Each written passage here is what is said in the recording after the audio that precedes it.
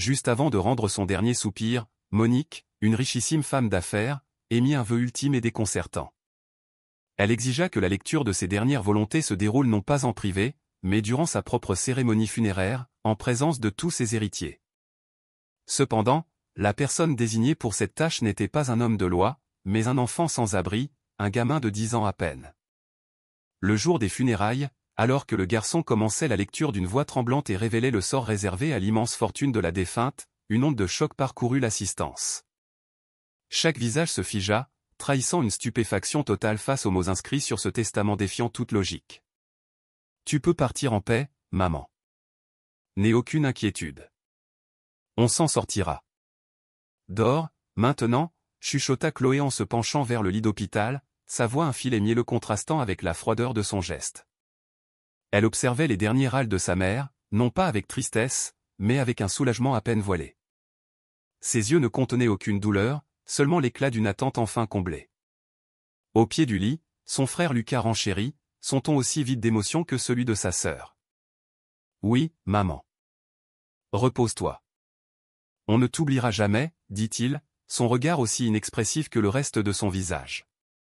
Il fixait la femme qui luttait pour chaque souffle, celle qui n'avait plus la force de lever la tête. Monique, une millionnaire de 60 ans, sentait la vie la quitter. La maladie qui la consumait depuis des années gagnait la partie. Il n'y avait plus de remède, plus de traitement pour repousser l'échéance. L'heure de l'adieu était arrivée.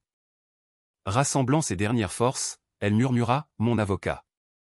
Il faut que je parle à mon avocat. » Valérie, sa sœur cadette, qui se tenait à proximité, serra la barre métallique du lit et tenta de la calmer avec une fausse douceur. « Ma chère sœur, calme-toi. Tes enfants ont raison. Tu n'as plus à te préoccuper de rien. Il est temps de te reposer. Tu vas rejoindre Dieu, ma sœur. Ta souffrance est terminée, dit-elle, ses mots sonnant creux, dépourvus de toute tendresse sincère. La même froideur émanait d'elle que de ses neveux. Pourtant, la millionnaire insista, sa voix un souffle rauque, « Mon avocat, je vous en prie. » Le silence s'épaissit dans la chambre, rompu quelques instants plus tard par l'ouverture discrète de la porte. Une infirmière apparut. « Pardonnez-moi d'interrompre ce moment familial, mais un homme se disant l'avocat de Madame Monique demande à la voir. » Valérie soupira, son impatience palpable. « Qu'il entre » lâcha-t-elle sèchement. Stéphane, un homme élégant d'une quarantaine d'années, le visage grave, entra dans la pièce, une mallette de documents à la main. Avocat de Monique depuis des années, il ne pouvait cacher l'affection qu'il lui portait. La voir si diminuée lui serra le cœur. Ses yeux s'embuèrent. Il s'approcha rapidement. Madame Monique, sa voix était presque une prière. La mourante tendit une main tremblante pour toucher la sienne. « Stéphane, je vous en supplie, dites-moi que vous avez fait ce que j'ai demandé. Je ne peux pas partir sans être certaine que ma dernière volonté sera exécutée, supplia-t-elle, sa voix à peine audible. » Ces paroles énigmatiques flottèrent dans l'air. Chloé, Lucas et Valérie échangèrent des regards interrogateurs, ignorant tout de ce désir. Stéphane, cependant, comprit. Il serra la main de Monique avec douceur et, maîtrisant son émotion, répondit « Soyez en paix, Madame Monique. Votre ultime souhait sera réalisé. » Un léger sourire se dessina sur les lèvres de la millionnaire. Elle tourna le visage vers la fenêtre, où le soleil filtrait à travers les rideaux. Dehors, près d'un arbre, se tenait un jeune garçon qui la regardait, les yeux brillants de larmes. Monique lui sourit tendrement, un sourire que le garçon lui rendit. Puis, ses paupières se fermèrent pour ne plus jamais se rouvrir. Le moniteur cardiaque émit un son long et aigu. Le cœur de Monique avait cessé de battre. Stéphane resta un instant immobile, tenant toujours cette main qui se glaçait, refusant d'accepter son départ. Le personnel médical se précipita, mais Chloé intervint fermement. « Laissez-la. Ma mère a assez souffert. » Lucas et Valérie acquiescèrent en silence. Personne ne pleurait, hormis Stéphane, qui essuya discrètement une larme. Valérie brisa le silence pesant. « Je contacte les pompes funèbres. Il faut organiser les funérailles au plus vite. Et régler la succession. » Stéphane, choqué par leur détachement, les regarda. « Je vous saurai gré de me communiquer les détails de la cérémonie. Madame Monique était une amie. Je tiens à être présent. Chloé hocha la tête. Entendu, maître Stéphane. Mais avant, nous aurions une question. Lucas enchaîna sans détour, que vous a dit ma mère avant de mourir? Quelle était cette fameuse dernière volonté? Valérie insista, oui, dites-nous. Maintenant que le personnel médical est parti, vous pouvez parler. L'atmosphère dans le couloir de l'hôpital de campagne devint électrique. Stéphane les toisa un par un. Je ne peux rien vous révéler pour le moment. Mais vous saurez tout en temps voulu. L'impatience de Chloé éclata. Nous n'aimons pas les secrets, Stéphane. Il s'agit de l'héritage, n'est-ce pas? Du testament de maman.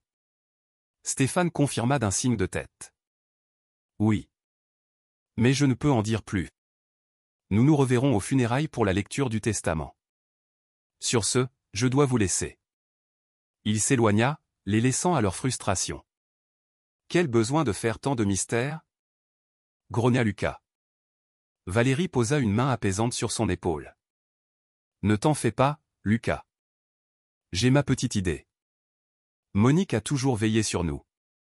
Son dernier souhait est simplement de s'assurer que sa fortune nous revienne, répartie équitablement entre nous trois. Nous sommes sa seule famille.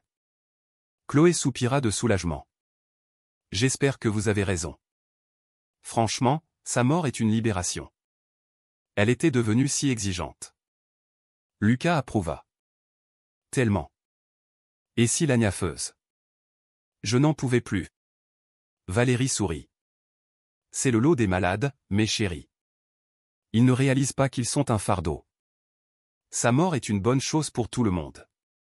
Elle repose en paix, et nous, Chloé termina sa phrase, les yeux pétillants de cupidité, nous allons enfin profiter de sa fortune.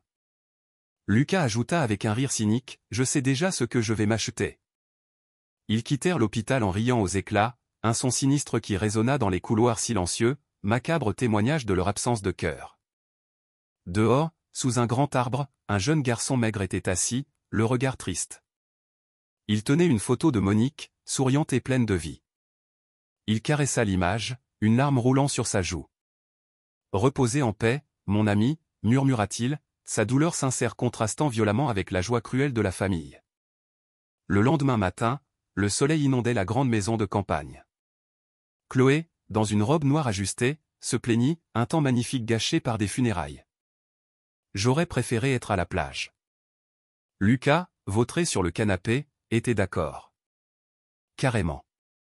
Ils auraient pu l'enterrer hier. Quelle perte de temps. Valérie les rejoignit. Un peu de patience, mes neveux. Nous aurons tout le loisir de nous amuser.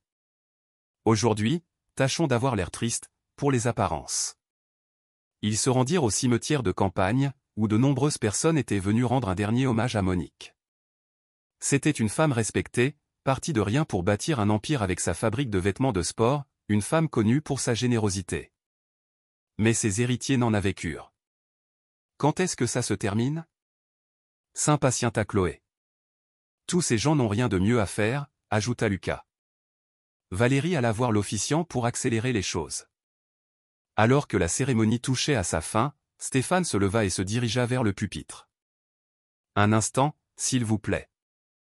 Avant l'inhumation, une dernière formalité doit être accomplie. Il brandit une mallette. Voici le testament de Madame Monique. Sa dernière volonté était qu'il soit lui ici, aujourd'hui, devant vous tous. Un murmure parcourut l'assemblée. Chloé, certaine d'elles, lança, alors lisez-le, maître Stéphane.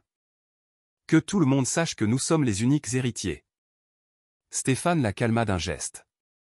Il y a un autre détail. Ce n'est pas moi qui lirai le testament.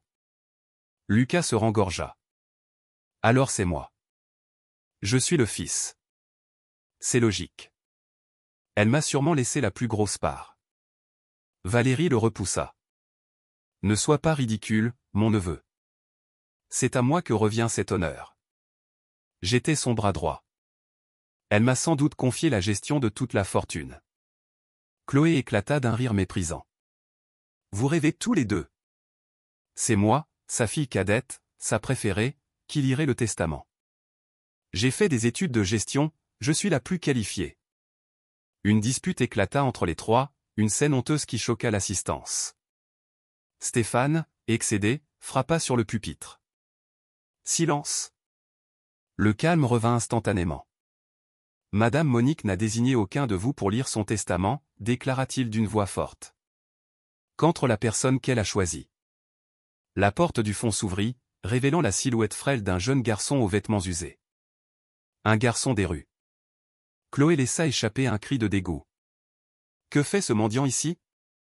Lucas et Valérie étaient tout aussi outrés. Stéphane sourit. Mesdames et messieurs, voici Léo. C'est lui que Madame Monique a désigné pour lire son testament. Léo s'avança, le regard déterminé, insensible aux murmures hostiles. Pour comprendre ce choix, il fallait revenir en arrière. Le soir de ses 60 ans, Monique avait tout préparé pour fêter l'événement avec ses enfants et sa sœur. Mais ils ne vinrent jamais. Seule dans sa grande maison de campagne, elle pleurait sa solitude. Marie, ma fidèle employée, avait tout arrangé, mais ils m'ont oublié, songeait-elle amèrement. Pendant ce temps, Chloé, Lucas et Valérie dînaient dans un restaurant gastronomique, ignorant volontairement les appels et les messages de Monique, avant de partir s'amuser dans un club branché. Dehors, Léo, un garçon des rues, errait, la faim au ventre. Il aperçut la maison illuminée, dans une poubelle, un amuse-gueule intact. Poussé par la faim, il osa applaudir devant le portail. Monique, croyant à l'arrivée tardive de sa famille, ouvrit et découvrit le jeune garçon. Touchée par sa demande humble, elle l'invita à entrer. « Mes invités ne viendront pas », lui confia-t-elle avec tristesse.